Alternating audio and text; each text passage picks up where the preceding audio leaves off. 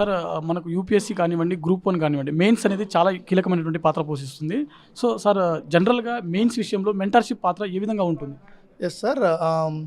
Mains ఈ descriptive ఎగ్జామ్స్‌లో mains చాలా ప్రధాన పాత్ర పోషిస్తుంది. ఎందుకంటే మనం 750 మార్కులకి ఎగ్జామ్ రాయాల్సొస్తుంది.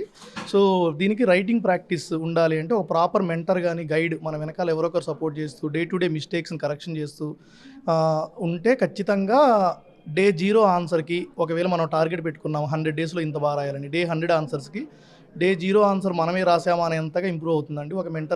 ఒక మెంటర్ తీసుకొని వాళ్ళ ద్వారా గాని హెల్ప్ చేస్తే.